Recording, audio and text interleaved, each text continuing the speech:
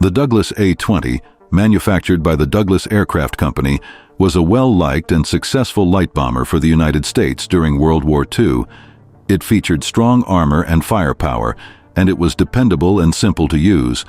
It was armed with several .50 caliber machine guns and could hold 2 tons of bombs. During the war, more than 7,000 A-20s were built and flown by crews from the United States, Australia, Brazil, Britain, Canada, Netherlands, France, South Africa, and the Soviet Union. From the tropical jungles of the Pacific to the deserts of Africa and the cold territories of Russia, the A-20s witnessed fighting on all fronts. 3,000 of them managed to reach the Soviet motherland, where Soviet engineers extensively altered them to increase their lethality, accuracy, and effectiveness. The company's capacity for innovation and game-changing technology was showcased by the Douglas A-20, also known as the Havoc. In 1936, Donald Douglas, Jack Northrop, and Ed Heinemann created the American Douglas A-20, a light twin-engine bomber. It featured 3 crew members and 3 radial Pratt & Whitney R985 Wasp Jr. engines. But during the Spanish Civil War, the type was abandoned in December 1936 due to outdated aircraft. The U.S. Air Corps released requirements for a brand new medium bomber aircraft with twin engines in 1937. The crew behind the Model 7A chose to scale up their current model to develop the Model 7B, which had a 1,200-mile range and a speed of 200 to 250 miles per hour. With its tricycle landing gear, longer wingspan, and 325 MPH engines, this larger and bulkier aircraft was capable of reaching higher speeds. Along with these new additions to its weaponry, the Model 7B also received 3 flexible dorsal and ventral .30 caliber weapons, in addition to 4 fixed forward-firing machine guns. During the competition, a French buying commission, who was visiting the U.S. to modernize their air force, noticed the prototype Douglas Model 7B aircraft. After testing the aircraft, the French pilots were persuaded of its efficacy. Just 70 of the 270 Douglas Model 7Bs that France had purchased were delivered prior to its defeat in June 1940. The British Royal Air Force received the remainder. Heinemann enhanced the model's range and engine power, drawing attention to the U.S. Air Corps in the process. Heinemann created the Douglas Bomber 7, also referred to as the DB-7, in response to requests from the British Air Corps. In British service, the DB-7B version was referred as Boston 3, and in American usage as A-20. The A-20 was hailed as a pleasant, easy-to-fly, vice-free aircraft. Due to its versatility and ability to carry out a variety of combat missions, it was offered to all Allied nations worldwide and was regarded as the pilot's favorite aircraft. The A-20 soon established itself as a mainstay in every combat zone.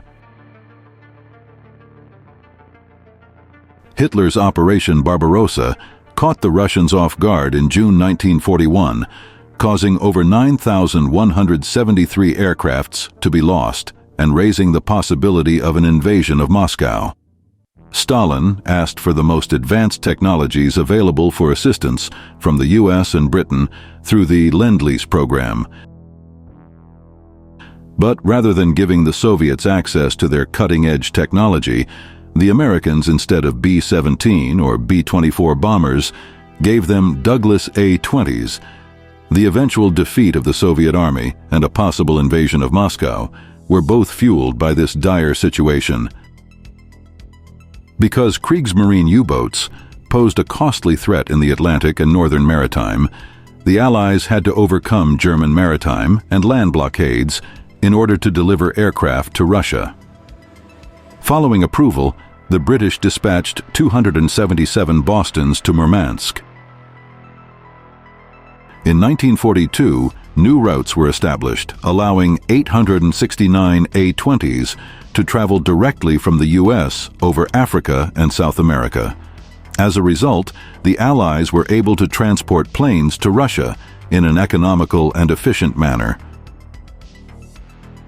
55 A-20 aircraft were sent to Iran and subsequently to Mother Russia during the Alamein operation.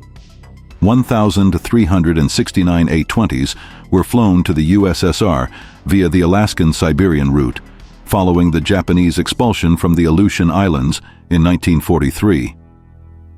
5 specially equipped Soviet ferry regiments carried the planes to the USSR after they were retrieved by Russian pilots in Alaska.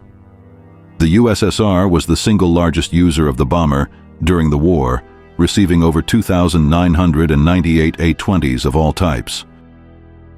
The Soviet aviation personnel and engineers finished modifying the A-20 aircraft that they had been given by the Allies at 81 facilities in Moscow. Russian engineers upgraded the A-20 to carry 550-pound bombs, while the A-20C and A-20G variants were equipped to carry 2 Soviet 45-36 AN torpedoes for strike missions or 2,200-pound air-dropped naval mines. The Russian-made NKPB-4 bomb sight was installed in place of the Wimpers DA bomb sight, and the front and rear 50-caliber machine guns were swapped out for local MV3 turrets and 20mm cannons. Modest adjustments were made to better fit the Russian military strategy. The A-20s prevented the Luftwaffe from supplying the German 6th Army, which was important in the victory at Stalingrad in 1943. They were part of the air blockade that kept the German garrison from being resupplied by the Luftwaffe. They spotted panzer tanks for Russian artillery and targeted German barracks during the Battle of Kursk. The Soviet invasion against the Finnish infantry was bolstered by the A-20s of the 7th Air Army. They bombed and conducted reconnaissance missions to attack the German Army Group Center in the summer of 1944. Up to the conclusion of the war, the modified Douglas A-20s were a feature of every Russian operation. Russian A-20s sank the 15,000-ton cruiser Orion and many U-boats in the final days. Prior to Japan's capitulation in August 1945, they also engaged in combat in Hokkaido, Japanese, and Korean ports. Despite not being given the credit it earned by Soviet historians, the Douglas A-20 was vital in Russia's Second World War triumph over the Germans. One aircraft at a time, it helped turn the tide and accounted for 20% of Russia's aviation capabilities. Russia would not have been able to win the Eastern Front without the assistance of its allies. Russia was able to overcome the Wehrmacht thanks to the 3,000 Douglas A-20s, which gave them the resources and technology they needed. To watch more videos on American bombers, click the link on the left. To watch more than 24 videos on German aircrafts, click the link on the right. Thanks for watching, and don't forget to subscribe.